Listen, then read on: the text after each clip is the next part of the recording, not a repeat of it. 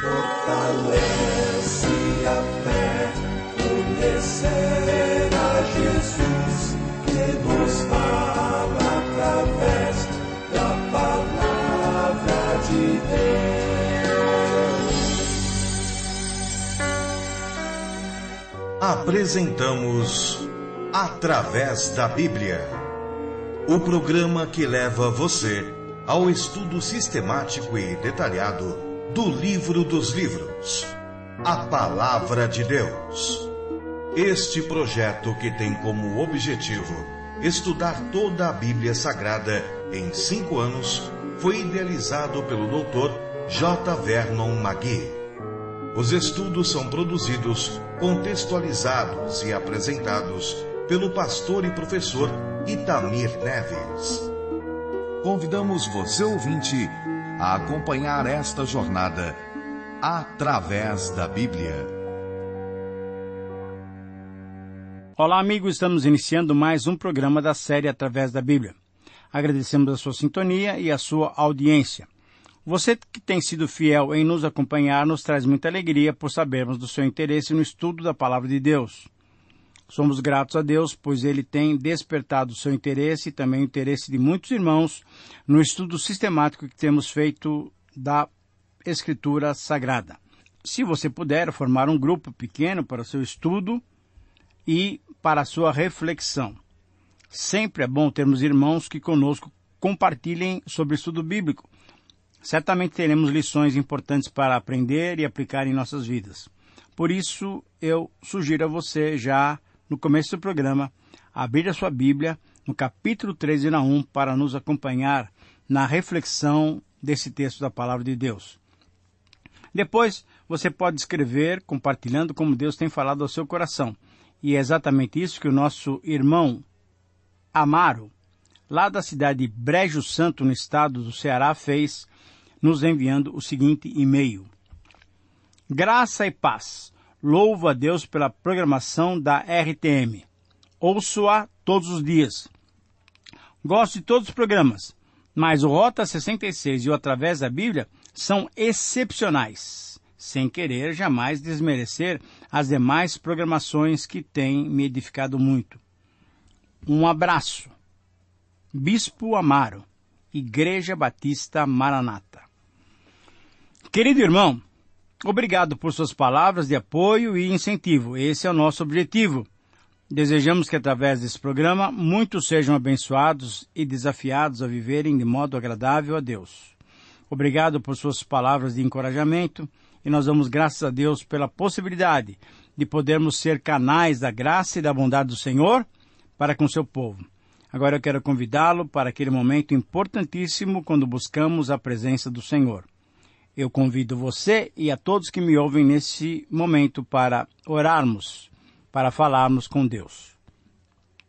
Pai querido, obrigado porque a tua companhia conosco e a tua misericórdia sobre as nossas vidas são percebidas diariamente por todos nós.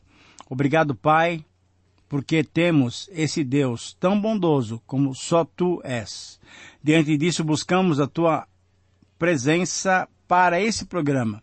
Buscamos a iluminação do teu Santo Espírito, que possamos entender a tua palavra, que o Senhor fale a cada coração. Pedimos, Senhor, que tu nos dê forças para desenvolvermos esse projeto na tua dependência. Por isso nós oramos, agradecidos porque tu nos ouves e agradecidos pelas tuas providências.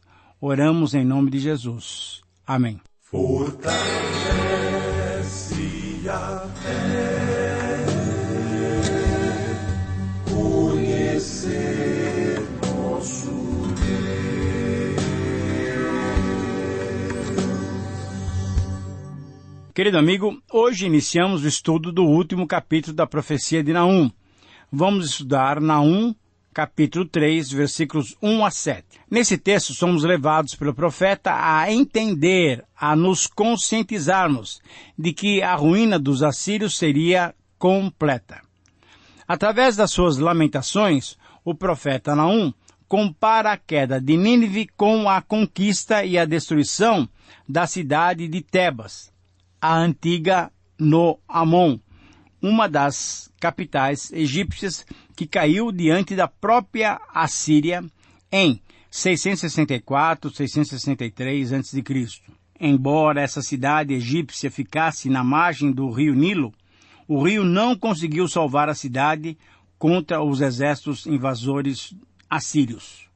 Assim também, o rio Tigre não conseguiria salvar a grande Nínive do ataque dos babilônios e dos medos.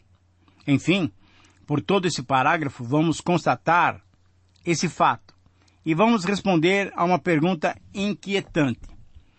Por que os ímpios são castigados? Para respondermos essa pergunta, devemos nos basear na palavra de Deus, porque nela encontramos a resposta para essa questão que afeta e ainda afetará a todos nós. Para refletirmos sobre esse tema, proponho, como o texto diz, o seguinte título para a nossa reflexão: Razões do castigo dos ímpios. Esse é o título que eu estou dando, então, para Naum, capítulo 3, versículos 1 a 7. Razões do castigo dos ímpios. Querido amigo, esse tema do castigo dos ímpios é tratado diversas vezes no livro dos Salmos.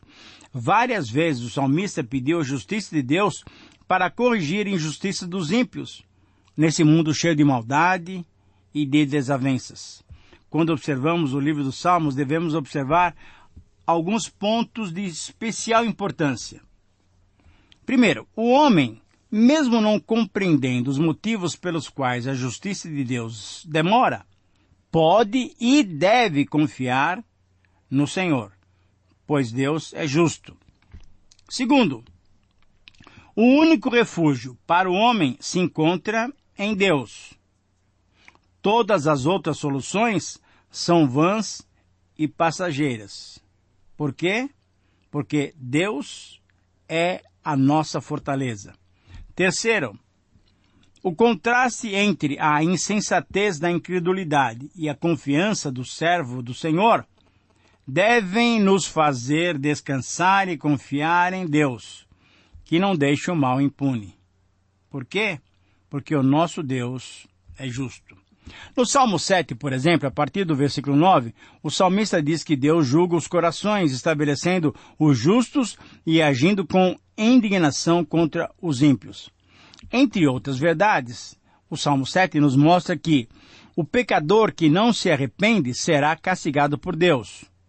O ímpio traz sobre si a consequência do seu próprio pecado. E o ímpio, tendo concebido a malícia, dá à luz a mentira, sofrendo as dores da iniquidade.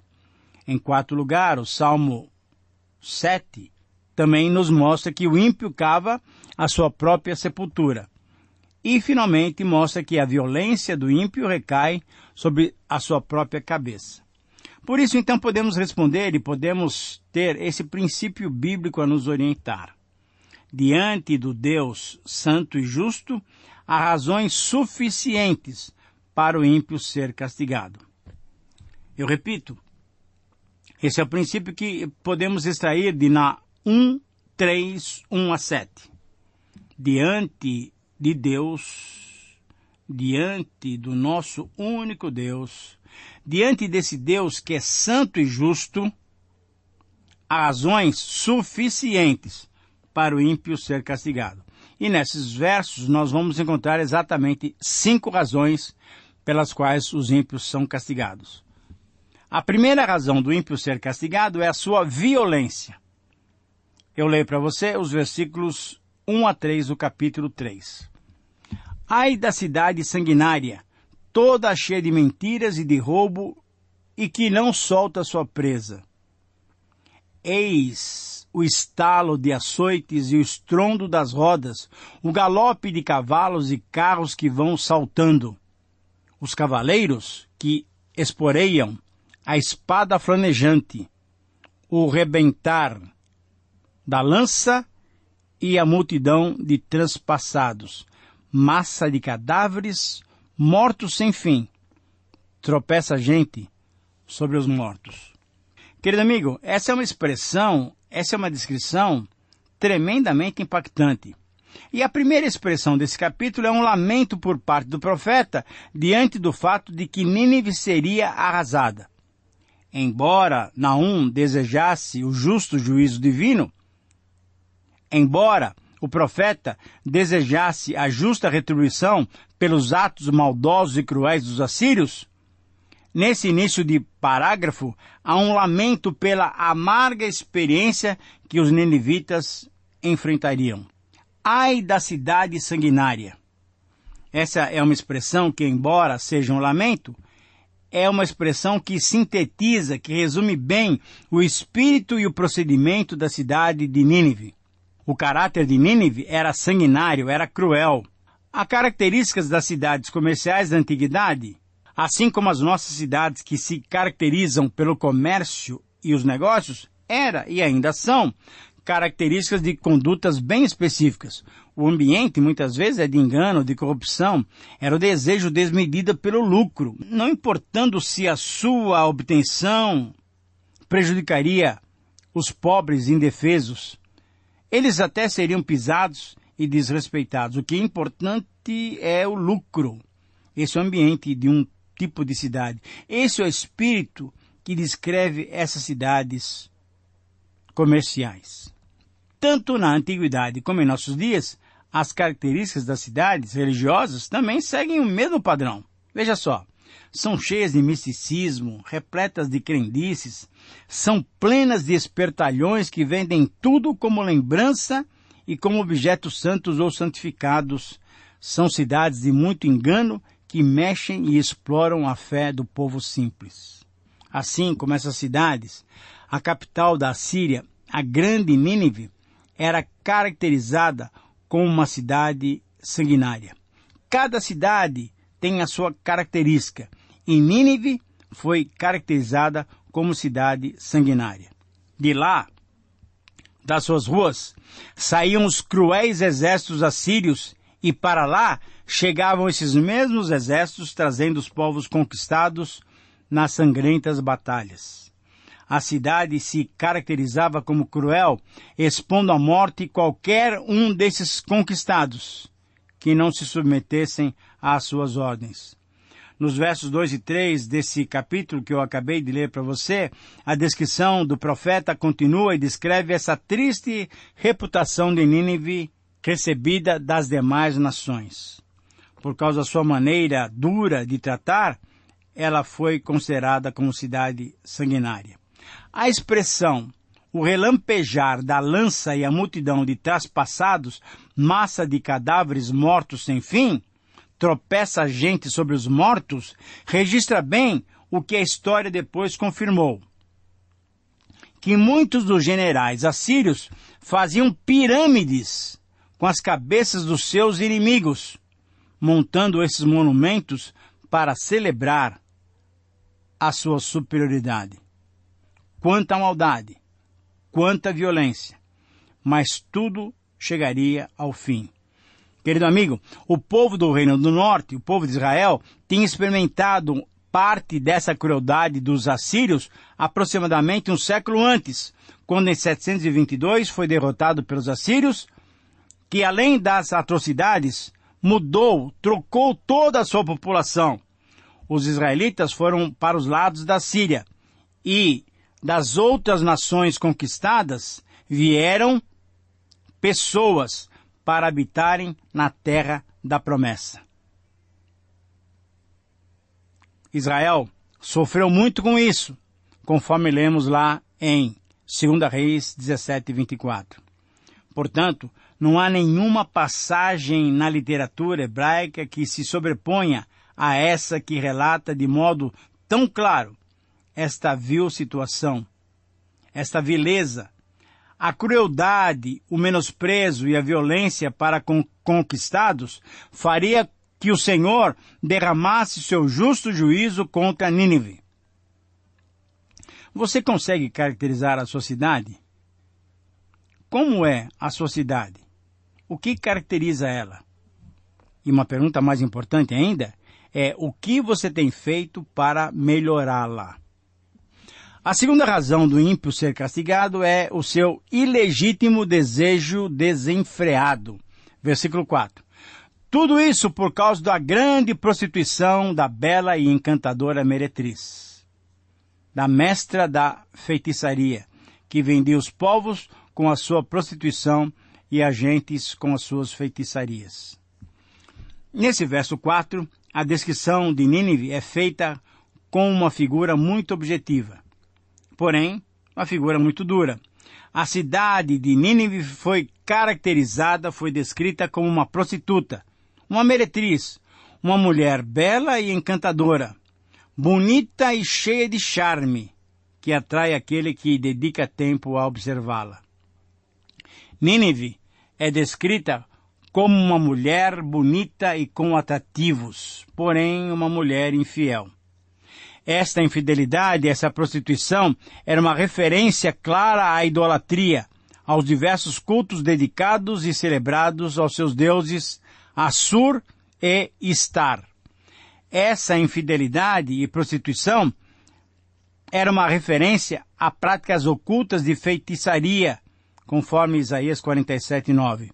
Feitiçaria essa que tinha a ver com as posições políticas em que as autoridades governamentais iludiam o povo com tais práticas e mensagens. A terceira razão do ímpio ser castigado é o Senhor que se coloca contra a sua impiedade. Leio para você o versículo 5. Eis que estou contra ti, diz o Senhor dos Exércitos.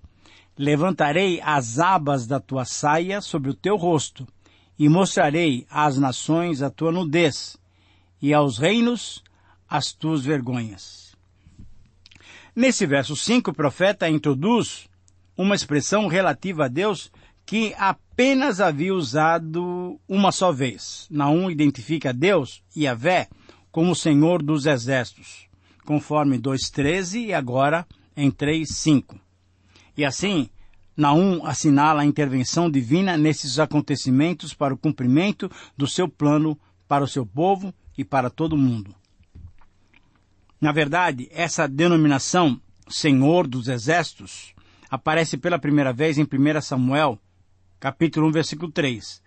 Parece que surgiu no final do período dos juízes e na proximidade do santuário de Siló, onde a Arca da Aliança estava abrigada.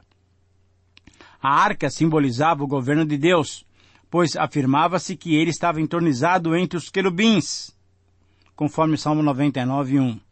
Esse título certamente contém a afirmação de que Deus é o verdadeiro comandante dos exércitos de Israel. Esse era um pensamento natural, pois a comunidade israelita estava inserida num mundo cheio de religiosidade, cujas nações tinham seus próprios deuses e todos eles eram guerreiros. Na concepção daqueles dias, esses deuses guerreiros, valentes, eles lutavam cada um pela nação que os tinha escolhido. Nas guerras, quando uma nação vencia, quem vencia era o Deus dela. O Deus mais forte vencia, dando vitória ao seu povo. Um dos exemplos em relação a esse conceito é visto num episódio em que também os assírios estiveram envolvidos quando desafiaram o rei Ezequias. Além do profeta Isaías mencioná-lo, esse episódio também está descrito no livro dos reis, conforme 2 Reis 18, 28 a 35 e também Isaías 36, 18 a 20. Ali está registrado o desafio que o assírio Senaqueribe lançou a Judá e a Yahvé, o Deus de Judá. As palavras de Rabsaque, enviado do rei da Síria, foram estas: Não vos engane, Ezequias, dizendo, o Senhor nos livrará. E aí, perceba bem o desafio.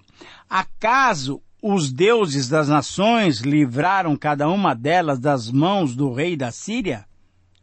Onde estão os teus deuses, ó Amate e Arpade? Onde estão os teus deuses, Serfavaim? Acaso livraram eles a Samaria das minhas mãos? Quais dentre todos os deuses desses países os livraram das minhas mãos, para que o Senhor livre Jerusalém das minhas mãos. Querido amigo, esse foi um grande desafio, porém, como sabemos, no final da história, o anjo do Senhor dos exércitos feriu o arraial dos assírios e 185 mil assírios morreram. Quando nós desafiamos a Deus, espere um pouco, mas o juízo de Deus não se fará tardar. Quando Naum mencionou Deus chamando-o de Senhor dos Exércitos, certamente esse conceito estava na mente do povo de Deus. Deus Yahvé, o Senhor dos Exércitos, não deixaria a Assíria impune. A justiça de Deus se coloca contra toda impiedade dos homens. Por isso, a quarta razão do ímpio ser castigado é que ele terá que sofrer o que fez os outros sofrerem. Versículo 6. Lançarei sobre ti imundícias, tratar-te-ei com desprezo e te porei por espetáculo. Querido amigo, para a mentalidade cristã de hoje, são levantadas algumas questões. Pode um Deus de amor fazer isso que o profeta registra nesses versos? Pode um Deus misericordioso expor as vergonhas de uma nação para que outros vejam o seu exemplo? A resposta de Naum é positiva. Sim, Deus pode fazer exatamente isso. Por quê?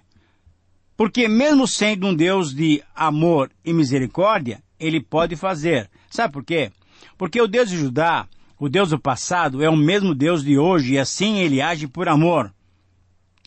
Por ser um Deus amoroso, Ele não suporta a maldade. Ele pune a maldade deixando-a sob os seus pés. A maneira pela qual Deus trataria a Assíria seria uma lição para as outras nações, para que não fossem insensíveis como os assírios foram. Para que não se orgulhassem imaginando que o seu poder era superior a tudo e a todos. Para que aprendessem, enfim, o princípio da semeadura. Colhemos aquilo que plantamos. Os assírios colheriam o que tinham plantado como império mundial. E a última razão do ímpio ser castigado se vê no versículo 7. É servir de lição para que outros reflitam sobre o seu exemplo. Há de ser que todos os que te viram fugirão de ti e dirão: Nínive está destruída. Quem terá compaixão dela? De onde buscarei os que te consolem? Porque Deus é um Deus de amor, Ele agiria dessa forma radical contra a Síria. Por ser amor, Deus não permitiria que outros impérios se ensoberbecessem e se fizessem arrogantes contra as demais nações, muitas delas menores em poder, conduzindo-as desvalidas à perdição. Ao revelar que eram os assírios e que eram os ninivitas, os causadores do próprio castigo, Deus estava usando o péssimo exemplo assírio para advertir concretamente outros povos para que não procedessem assim. Deus estava ensinando através da sua justa maneira de tratar com a Assíria que toda impiedade será castigado. Deus estava ensinando a todas as nações, porém especificamente ao seu povo, que Ele é um Deus de justiça. Ele pode ser tardio em irar-se, por ser paciente e dar oportunidades de arrependimento, mas Ele é grande em poder e jamais inocenta o culpado. Querido amigo, ao concluirmos essa nossa reflexão, temos que admitir que a destruição do Império Ninivita foi o resultado da soma de seus pecados contra Deus. Nesse sentido, é bom relembrarmos 3 verdades sobre esse pecado de Nínive. Primeiro, relembremos a essência do pecado dos ninivitas. Foi o pecado da hostilidade contra Deus. Foi o pecado da oposição a Deus. Em segundo lugar, relembremos a base do pecado dos ninivitas. A base do pecado, ou o fundamento do pecado, foi possuir uma mente que sentia prazer em planejar a maldade. Era ter uma mente dominada pela maldade. Em terceiro lugar, relembremos o resultado do pecado dos ninivitas. Os ninivitas receberam a culpa dos seus pecados, ficaram envergonhados pelos seus pecados e, finalmente, foram destruídos pelos seus pecados. Ora, o homem ou a nação que se rebela contra Deus, que vive a sua vida conforme a sua própria maneira, esse vai ter que prestar contas a Deus. Na realidade, a vontade do homem é tão forte que tenta resistir à vontade de Deus, mas ele não consegue. Ele tenta se safar de todas as maneiras, porém está declarado culpado. Ele terá que prestar contas a Deus. Como você tem vivido? Você tem entregue o controle da sua vida nas mãos do Senhor? Esse é o desafio. Esse é o convite. Um grande abraço, Deus te abençoe e até o próximo programa. Terminamos mais uma apresentação do programa Através da Bíblia. Esperamos que você nos escreva dando a sua opinião sobre o que ouviu. O nosso endereço é Caixa Postal 18.113, CEP 04626-970, São Paulo, São Paulo. Ou pelo e-mail através da Bíblia @transmundial.com.br. Este programa foi produzido nos estúdios da Transmundial. Meu pecado sei, expirou na cruz, e por graça